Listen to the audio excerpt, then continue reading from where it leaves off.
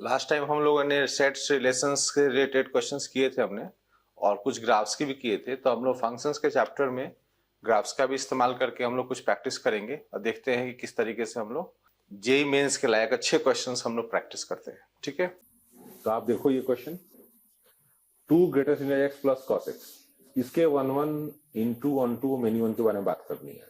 तो देखो ये फंक्शन ग्रेटर देन के कारण से थोड़ा कॉम्प्लिकेटेड हो गया है, तो मैं दोनों ग्राफ का एडिशन करूंगा। तो पहले मैं cos ग्राफ देख लेता हूँ। cos ग्राफ मेरा कैसे आता है? cos ग्राफ ऐसे आएगा, थोड़ा दूर तक वर्क करते हैं हम 2 पाई के आसपास तक। इसी समय में आपको कुछ इंटीजर्स मार्क करने, जैसे 1 यहाँ है, 2 यहाँ है, 3 यहाँ है, 4 यहाँ है। इस तरह से आपको इंटीजर्स कुछ मार्क करने हैं, और इसी दौरान आपको 2 ग्रेटेस्ट इंटीजर एक्स भी बनाने हैं, है ना। 2 ग्रेटेस्ट बनाने की जरूरत नहीं है, एक काम करता हूं मैं, अब एफ एक्स ही ड्रॉ कर लेता हूं। ये तो मैंने सिंपल cos x बनाया है, और मुझे 2 ग्रेटेस्ट इंटीजर की चिंता नहीं है, मैं बना लूंगा। जैसे कि अगर आप 0 से 1 में सोच रहे हो 1 तक, तो अब क्या होगा? cos x जो था सो था, यहाँ पे 0 से वैल्यू cos 1 तक आई होगी। इस वैल्यू में ये कंट्रीब्यूट कितना करेगा? 2 ग्रेटेस्ट इंटीजर कुछ नहीं करेगा, 0 से 1 में 0 होता है। तो जो ग्राफ ये बना था वो एज इट इज ऐसे रह जाएगा, 1 से cos 1 के बीच में ऐसे ही रह जाएगा ये, ठीक है ना। क्यों? क्योंकि ग्रेटेस्ट इंटीजर x उस समय 0 है। जब 1 से 2 में ऑपरेट करोगे तो क्या होगा? ये 1 देगा, मतलब 2 ऐड करने की कोशिश करेगा cos x में। तो cos x ग्राफ आप यहां से यहां तक देखो, ये जो भी ग्राफ है इसमें 2 ऐड करेगा, 2 ऐड करेगा तो ग्राफ ऊपर लिफ्ट होगा। Same type of graph 2 unit ऊपर चला जाएगा, ऐसे इस टाइप से देख लो। अब इसमें एक चीज और नोटिस करो आप कि इसमें गैप आ रहा है। जैसे आप गैप, कौन से गैप की बात कर रहा हूं? अगर आप यहाँ पे एक लेवल देखो, आप यहाँ पे इस तरह का एक ये लेवल इस लाइन को नहीं काटेगा। क्यों नहीं काटेगा? क्योंकि इसकी पूरी चौड़ाई अगर आप देखो यहाँ पे पूरी चौड़ाई, तो पूरी चौड़ाई ये बहुत मामूली चौड़ाई है, 1 यूनिट भी नहीं है ना। उसी प्रकार से अगर यहां से यहां तक देखो आप, तो 2 यूनिट हार्डली होगा। वैसे तो रेंज में 2 यूनिट आता है, पूरा होता है तो, लेकिन ये तो लिमिटेड डोमेन है, तो इसका मतलब ये 2 यूनिट तो नहीं है। और आपने उसको 2 यूनिट ऊपर भगा दिया ऊपर, तो आपको ये देखने को मिलेगा क्या, व्हाट आई वांट टू से इज कि हर समय ये जो ग्राफ होंगे ना, जैसे अब 2 से 3 वाला ये ग्राफ को पकड़ोगे आप, ये पोर्शन को, तो फिर ऊपर ले जाओगे आप, तो बहुत ऊपर ले जाओगे आप 2 से 3 वाले के समय में, सॉरी 2 से 3 के समय में आप ऊपर ले जाओगे, तो इसमें हर समय गैप छूटेगा। समझ बात को? तो गैप छूटने के कारण से क्या होगा कि ये जो फंक्शन है ये इनटू रह जाएगा, क्योंकि आपको आर टू आर देखना है, तो इनटू तो ऐसे दिख जाना चाहिए आपको, क्योंकि आपका ग्राफ क्या हो रहा है, 0 लेवल पे पहले बढ़ा, उतना ही रह गया, 2 यूनिट चढ़ा, ये +2 है, ध्यान रखना आप। cos ग्राफ में +2 है, cos ग्राफ में +4 है। कैसे? 2 से 3 में 2 होता है ग्रेटेस्ट इंटीजर, 2 into 2 4 हो गया, तो 4 यूनिट बढ़ गया है।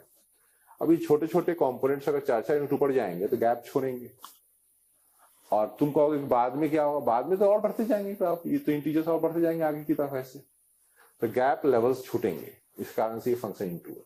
और दूसरा 1-1 मेन्यू वन देख लेते हैं। आप देखो एक पोर्शन ऑफ ग्राफ यहाँ पे देखो ध्यान से, 3 to 4 में देखो, 3 to 4 पाई पे वैल्यू -1 होती है, 3 पे ग्राफ ऊपर होगी, 4 पे वैल्यू ऊपर होगी, तो एक यू शेप का फिगर वहां दिख रहा है, यू शेप का, जिसमें ये थोड़ा छोटा ही बड़ा है, ये डेटा -1 पे, ये यू शेप का फिगर है यहाँ पे 3 to 4, वो कटेगा और कितना यूनिट ऊपर जाएगा? 6 यूनिट ऊपर जाएगा, 2 into 3। तो वो ग्राफ जो यू शेप का ग्राफ होगा वो ऊपर यहाँ डेवलप होगा, यहाँ पे 6 यूनिट के लेवल पे ऐसे। तो जब ये ऐसे डेवलप होगा तो आपको समझो मिनिमम कैसे चेक करते हो आप, एक हॉरिजॉन्टल लाइन डालते हो आप, है ना, तो आपको एक हॉरिजॉन्टल लाइन टेस्ट में ऐसे कट जाएगा, जैसे कोई हॉरिजॉन्टल यहाँ डाला जाए तो ये कट जाएगा 2 जगह पे। इसका मतलब ऐसे 2 पॉइंट्स हैं जहां पे सेम वैल्यू आ रही है, तो इसका मतलब ये फंक्शन मिनिमम होगा। तो दिस फंक्शन इज मिनिमम। तो आपको मिनिमम के लिए क्या करना है? सिंपली ये देखना है कि कोई यहाँ पे ग्राफ, जैसे ये तो सिंपली डिक्रीजिंग था, तो ये इसके ऊपर जाने से तो कोई 1-1 ही रहेगा वो, लेकिन ये जो यू शेप का जो पोर्शन है, ऐसे आएंगे, ऐसे तो है नहीं कि यहीं पे आएंगे, आगे भी आएंगे। यू शेप के पोर्शन जब कटेंगे, है ना, तो यू शेप के पोर्शन जब कटेंगे अपवर्ड या डाउनवर्ड, तो उसके बाद वो ग्राफ ऊपर लिफ्ट होगा, उसमें हॉरिजॉन्टल लाइन आप डालोगे तो उसको मिनिमम बना देगा।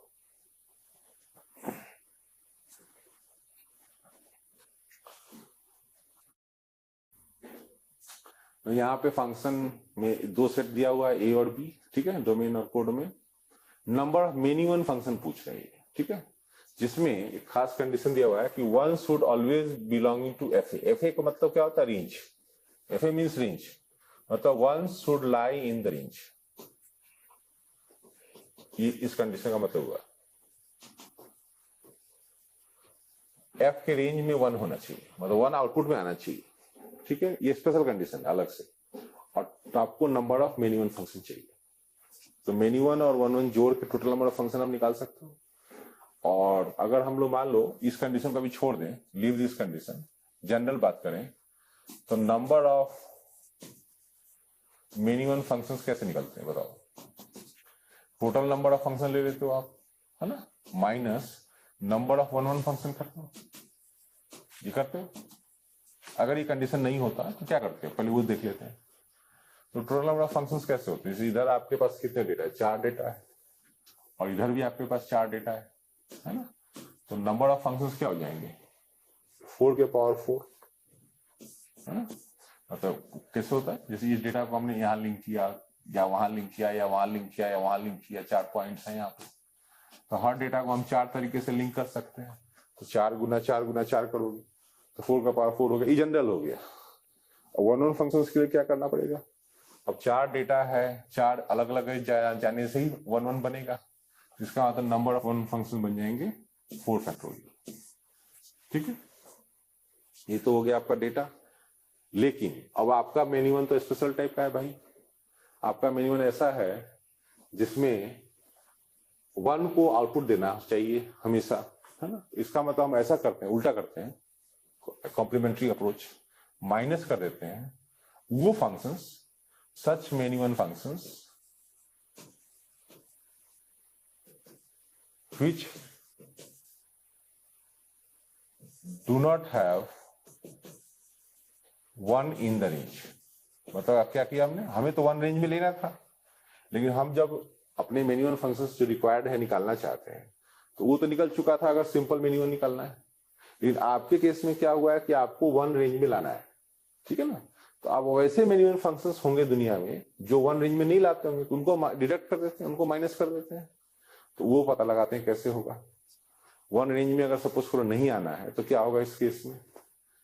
यहाँ पे मान लो कोई डेटा है 1, उसको रेंज में नहीं आना है, मतलब आप ऐसे चल रहे हो 1 2 3 4, इधर है, इधर 1 आप छोड़ चुके हो, 4 9 16 है, ठीक है। तो अब आप क्या करो, जब 1 छोड़ ही दोगे और इन सबको मैप करोगे तो ऑटोमेटिकली बन जाएंगे ये फंक्शंस मिनिमम, क्योंकि इधर 4 है, इधर 3 डेटा है। तो इस कारण से ही तो मिनिमम बनना है, बिल्कुल लाजमी है। अगर आप 1 को छोड़ना प्लान करते हो, कैसे भी तरीके का आप मिनिमम फंक्शन बनाओ, कैसे भी तरीके का फंक्शन बनाओगे तो मिनिमम ही बनेगी। तो आप जरा सोचो कि वो वाले फंक्शंस कैसे थे जो हमें इसमें और डिडक्ट करने हैं। वो फंक्शंस कैसे थे? इस टाइप के जो मिनिमम ही तो है और 1 छोड़ चुके हैं। तो आप देखो 1 को कहां ले जा सकते हो? 1 को 3 तरीके से ले जा सकते हो, 4 9 16 के पास। 2 को कहां ले जा सकते हो? 2 को भी 3 तरीके से ले सकते हो आप, तो 3 इंटू 3 इंटू 3 चलेगा, तो ये 3 का पावर 4 हो जाएगा। अब आपने क्या किया ये लास्ट केस में? ऐसे मिनिमम फंक्शंस बनाए जो 1 आउटपुट नहीं दे रहे हैं, वो मिनिमम है, ठीक है।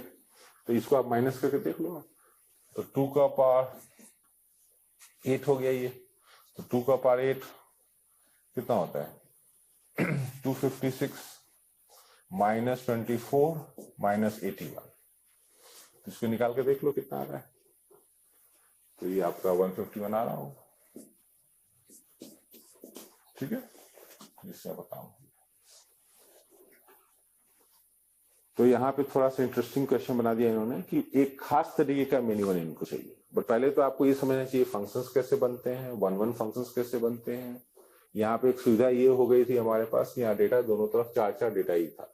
तो जैसे ही 1 छूटा वो अपने आप मिनिमम होने लगा, क्योंकि आपको सारे डेटा को लिंक करना होता फंक्शन में। ऐसा तो हो नहीं सकता कि आप कोई डेटा छोड़ दो, सबको आपको चारों डेटा को लिंक करना है। Number of functions this on to this, इस वर्ड पे ध्यान दें आप, कई बार जैसे बच्चे सब छोटे छोटे वर्ड्स पे ध्यान नहीं देते हैं।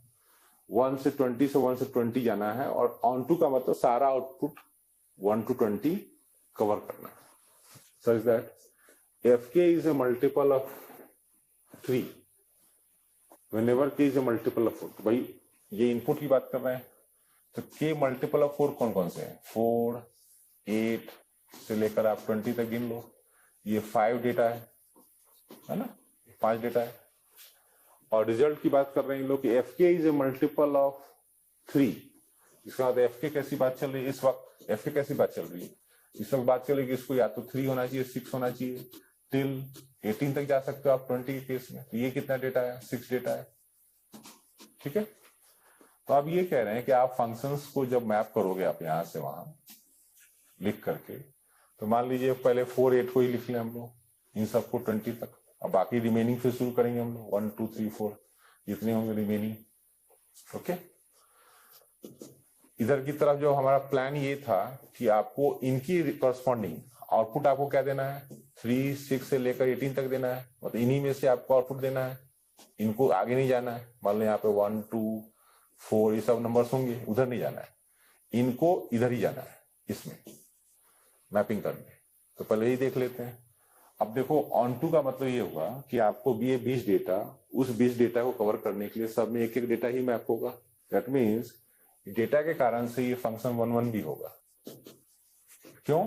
20 डेटा को 20 डेटा कवर करना है तो 1, 1 तो रखना ही पड़ेगा ऑन टू कवर करने के लिए। ठीक है, मतलब इस तरीके से देखा जाए तो बाइजेक्टिव फंक्शन बन जाएगा। अब ये जो 5 लोग थे, 6 लोगों को मैपिंग करने जा रहे हैं, तो ऑब्वियसली एक छूटेगा उसमें से, तो पहले हम सिलेक्ट कर लेते हैं उसमें से 5 लोग। तो उधर की तरफ जो 6 डेटा था हमारे पास, इस 6 डेटा में से हम 5 सिलेक्ट कर लेते हैं और उनके साथ इसको जाकर मैप कर देते हैं। तो वो 5 फैक्टोरियल कर लेंगे। भाई यहाँ के 5 डेटा, यहाँ के 5, मान लो हमने इसमें सिलेक्ट कर लिया 5 डेटा, यहाँ ये 18 छोड़ दिया, तो 5 डेटा है मेरे पास। अब ये 4, 3 के पास जा सकता है, 4, 6 के पास जा सकता है। तो ये 5 आइटम्स, यहाँ 5 आइटम्स को मैप करेंगे 5 फैक्टोरियल। ठीक है, तो ये अभी तक इतने लोगों का हो गया। अब ये बच गए, तो ये डेटा कितने बचे? ऑब्वियसली 15 डेटा बचे हैं यहाँ पे। यहाँ पे 15 डेटा बचा हुआ है, ये तो 5 कवर हुआ था यहाँ पे, है ना। ये 15 डेटा यहाँ बचा हुआ है, उधर भी 15 बचा होगा क्योंकि 1, 1 हम कर रहे हैं। तो 15 डेटा उधर 15 के डेटा से जाकर मैप करिए कैसे? 15 फैक्टोरियल। ठीक है, तो आप इंटरेस्टिंग तरीके से देखो, ये डेटा सिंप्लीफाई कर रखा होगा। 65 6 होता है, 6 इंटू 5 फैक्टोरियल कितना होता है? 6 फैक्टोरियल हो जाएगा।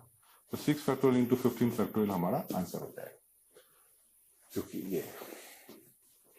तो यहाँ पे क्वेश्चन 1, 1 भी आ गया है ऑटोमेटिकली, बिकॉज ये डेटा का जो स्प्रेड देख रहे हो, 20 डेटा में जा रहा है, तो अपने आप 1, 1 भी आ गया है। ऑन टू तो है ही ये संख्या।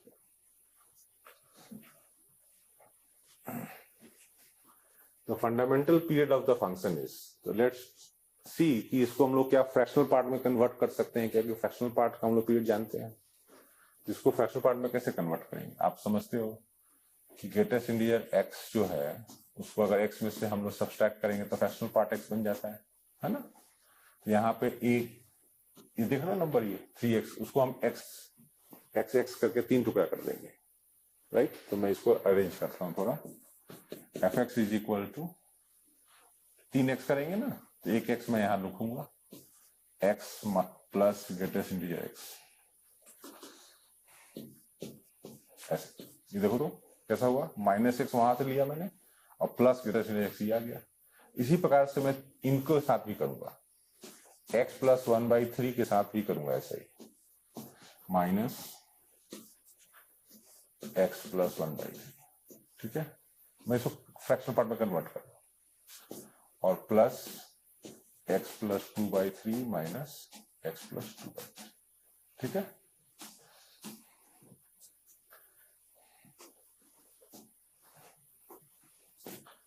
और इसमें आपने क्या क्या किया देख लो ध्यान से। आपने 1/3 यहाँ माइनस में लिया, यहाँ -2/3, तो -1 आपने एक्स्ट्रा ले लिया यहाँ पे, तो आप +1 कर लोगे तो ये +16 हो जाएगा।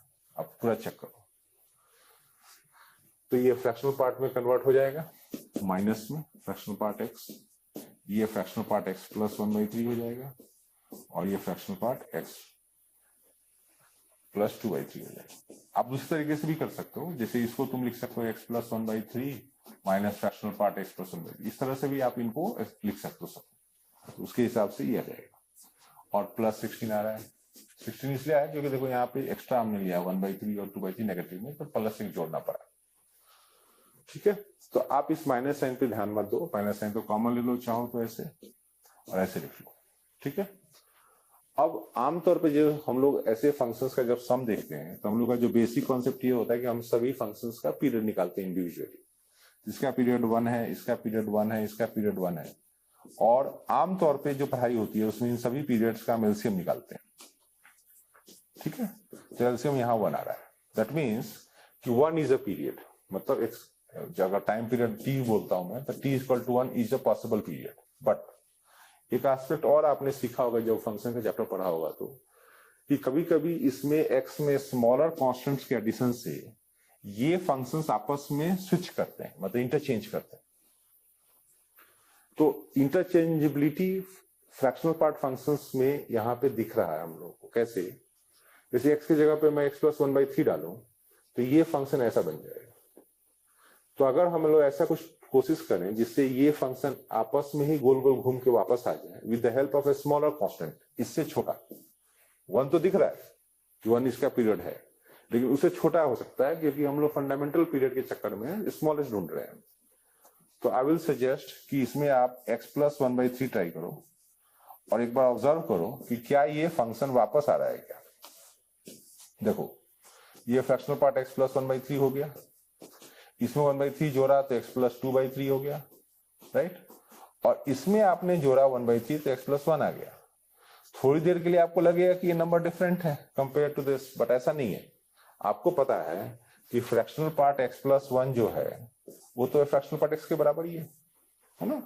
तो ये जो फंक्शन था ये इससे मैच कर रहा है, इट इज सेम, वो भी फ्रैक्शनल पार्ट x ही है। इस कारण से आप देख सकते हो कि ये पूरा फंक्शन वापस आ गया।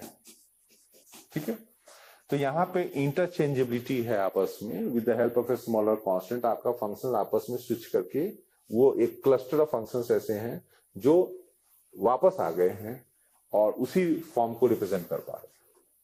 तो इवन इफ आपका एक बेसिक पीरियड जो आपने निकाला था यहाँ पे 1 था, हमें उसे एक बटर पीरियड मिल रहा है 1/3। तो इसको हम रिवाइज कर लेंगे फंडामेंटल पीरियड के लिए। फंडामेंटल पीरियड अगर किसी को चाहिए तो उसको बताना होगा t इक्वल टू 1/3, मतलब ये एक स्मॉलर कांस्टेंट हम लोग को मिल गया जिससे ये फंक्शंस आपस में इंटरचेंज होकर के सेम एक्सप्रेशन आ गए जो पहले था। तो क्या होता है डेफिनेशन फंक्शन की, कोई भी कांस्टेंट जोड़ के अगर फंक्शन वापस आ जाता है तो वो पीरियड होता है, तो 1/3 इज द पीरियड। तो ये आपको स्विचिंग वाले फंक्शंस पे ध्यान देना पड़ेगा। जैसे ट्रिग्नोमेट्री में भी ऐसा होता है कि साइन और कॉस आपस में स्विच करते हैं π/2 के डिफरेंस से, तो वहां आपने देखा होगा कि पीरियड वहां भी आपका कम हो जाता है बिकॉज ऑफ दिस इंटरचेंज। तो उसको एक बार आप रिवाइज कर लो ना। Here the function is defined like this, थोड़ा बड़ा एक्सप्रेशन बना दिया इन्होंने, है ना। और ये gx एक नया फंक्शन है जो कॉम्पोजिशन पर आधारित है। तो let us see what we can do to find g1।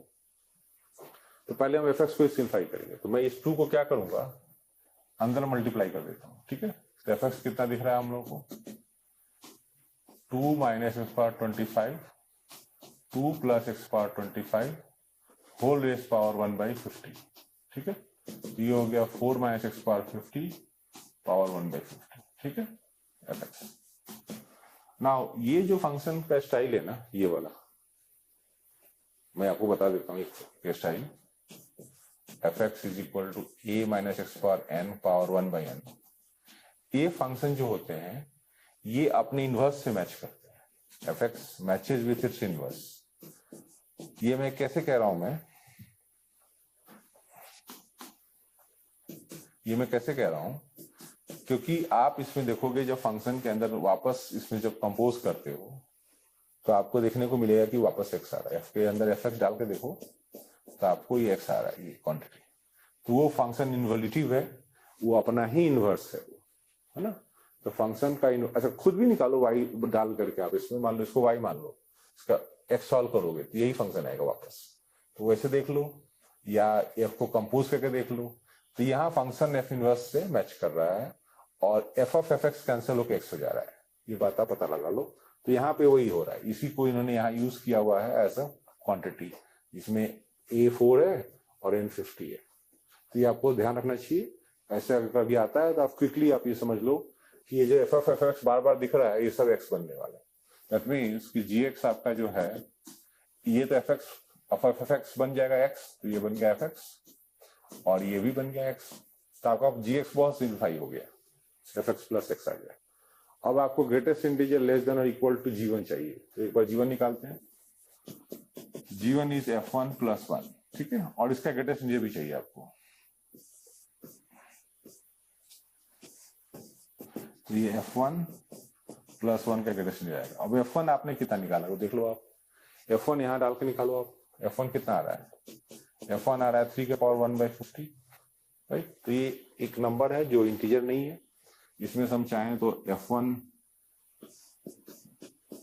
Greatest integer plus 1 लिख लें, 1 तो इंटीजर इसलिए प्रॉपर्टी में बाहर आ सकता है, और F1 इसका कितना है, ये नंबर किसके बीच में है, ये 1 और 2 के बीच में है ना, आप देख लो। तो आपको यहां से भी 1 मिलेगा, तो फाइनली आंसर 2 आ जाएगा, ठीक है। तो यहां आपने क्या देखा कि इस फंक्शन में ये नेचर आपका है, ये फंक्शन अपना ही इनवर्स है, ये F of F x compose करने पे एक्स आ रहा है, इस कारण से ये चीजें काफी सिंप्लीफाई हो गई।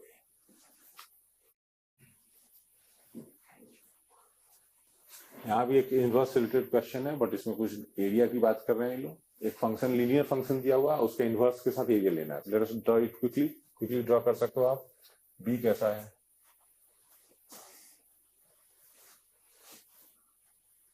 तो बी तो बताया नहीं, इसमें पॉजिटिव नेगेटिव में जस्ट बना लेता हूँ, कोई भी पॉजिटिव ही बना लेता हूँ कुछ ऐसा। 9/5 9/25 उसका स्लोप है, तो ऐसे मान लेता हूँ कि ये एफ एक्स है, ठीक है, जिसका नाम दिया हुआ है 9/25 x प्लस बी, ठीक है।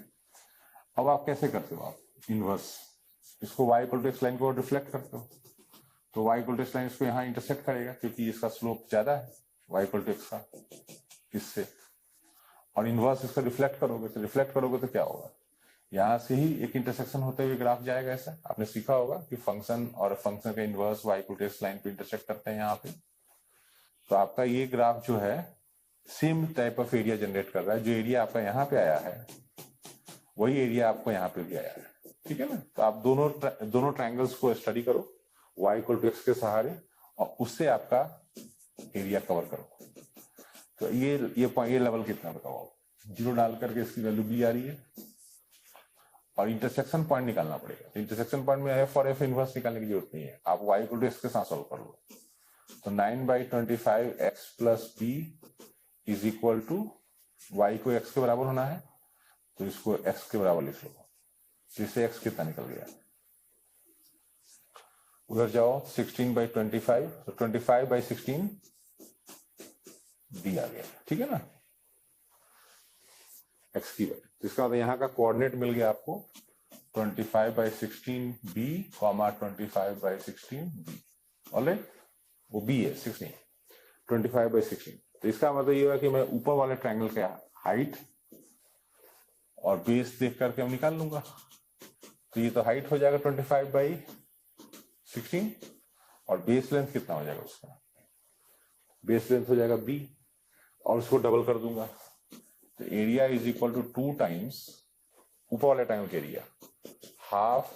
मैंने डबल क्यों किया, क्योंकि ऊपर वाला और नीचे वाला जो दोनों ट्रायंगल्स है ये कन्ग्रुएंट ट्रायंगल्स बनेंगे, बिकॉज ऑफ इनवर्स वो रिफ्लेक्ट हो जाता है, आप जानते हो। तो हाफ बेस इंटू हाइट, तो बेस मैंने लिया है b और हाइट लिया है 25b/16, और ये एरिया कितना दिया हुआ है 49 दिया हुआ है, इसको हम सॉल्व कर लेंगे। यहां से b square equal to 49 into 16/25 आ रहा है, तो इससे b का अगर पॉजिटिव वैल्यू दिया है सारे ऑप्शंस में मोस्टली, तो हम लोग पॉजिटिव में ही करके देख लें। फर्स्ट क्वाड्रेंट वैसे दिखा था तो कोई बात नहीं है ना, तो पॉजिटिव ही लें। तो 7 इंटू 4/5 दैट मीन्स 28/5 आपका आंसर आ गया बी। ठीक है।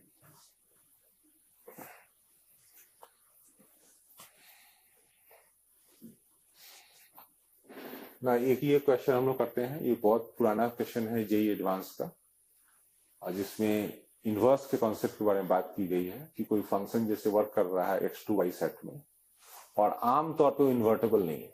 तो देखो, अगर ध्यान से देखो, ये सारे सेट्स के नाम है, सी इनपुट का नाम नहीं है, ये सेट है, ये all these set are name of sets. C एक सेट है, वाई एक सेट है, कैपिटल एक्स भी एक सेट है ना। तो हमारा फंक्शन जैसे मान लीजिए इसको स्टडी करें ऐसे, तो हमारा फंक्शन ऐसे है, capital X to capital Y में ऑपरेट कर रहा है, ठीक है, इन जनरल। उसमें छोटे छोटे सेट्स हैं जिसके बारे में इन्होंने बात की है। तो एक सेट इन्होंने लिया है इस तरह का कि सी एक सेट है यहाँ पे, जिसका आउटपुट वाई आ रहा है, वो भी एक सेट है, छोटा वाई भी एक सेट है, इसका आउटपुट आ रहा है ऐसे वाई, मतलब ये इसका डोमेन है, तो ये इसका रेंज है, इस टाइप से, ठीक है। यहां पे क्या लिखा हुआ है, एफ इनवर्स डी, मतलब यहां एक सेट डी है, एफ इनवर्स उधर से आता है, यहां एक सेट डी है जिसपे वर्क करने पे आउटपुट आ रहा है एक्स, सेट एक्स, मतलब ऐसे ये डेटा इधर से अगर आते हो तुम तो ये एफ इनवर्स बन जाता है, ठीक है ना। तो डी पे वर्क करने पे आपका एक्स आ रहा है, और ये सबसेट ऑफ जो भी है वो मेंशन है वहां पे, ये इसका सबसेट है, उसका सबसेट, वो मैंने यहां लिख लिया। अब देखो क्या कह रहे हैं, ये कह रहे हैं कि कोई अगर हम इनपुट लेते हैं यहाँ पे f of f inverse b equal to b, तो जनरल स्टेटमेंट हो गया, मतलब इसमें ये डिस्कस नहीं हुआ कि कब इनवर्स पॉसिबल है, कब इनवर्स पॉसिबल नहीं है। तो ए और बी ऑप्शन तो बेकार है इस क्वेश्चन के पॉइंट ऑफ व्यू। क्यों? क्योंकि उसमें कोई कंट्रोल नहीं लिखा हुआ कि बी कहां से आया है ना।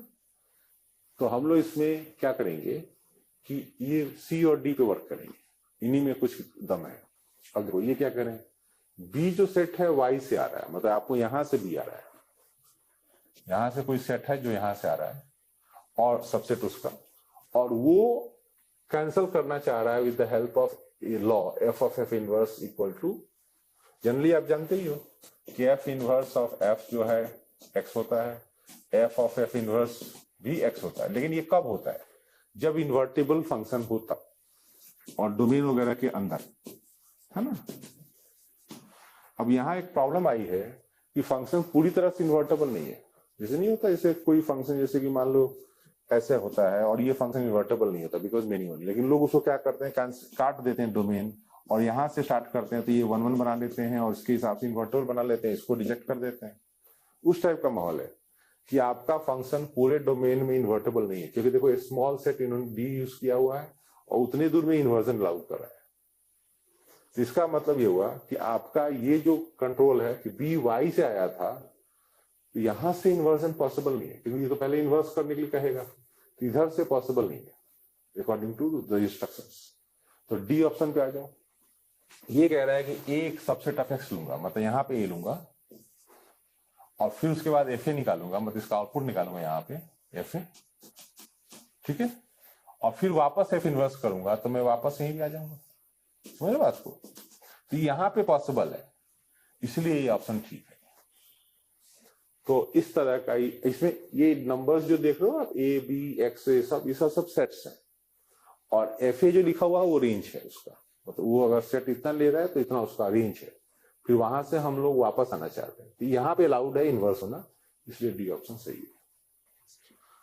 तो हमने कई क्वेश्चंस किए यहाँ पे, और आपको कुछ इससे फायदा हुआ होगा, कई तरह की चीजें हमने करी है, बट स्टिल कई टॉपिक्स जो हैं इसमें हो सकता है, इसे खास करके जो फंक्शनल इक्वेशंस वाले क्वेश्चंस हैं वो हम लोग समय के अभाव में आज नहीं कर पाए, तो आप उस पर ध्यान देना। फंक्शनल इक्वेशंस के भी क्वेश्चंस बहुत इंपॉर्टेंट हैं, जेईई में आते हैं, और हम लोग आगे देखेंगे जब भी मौका मिलेगा तो फंक्शनल इक्वेशंस के क्वेश्चंस कुछ करेंगे।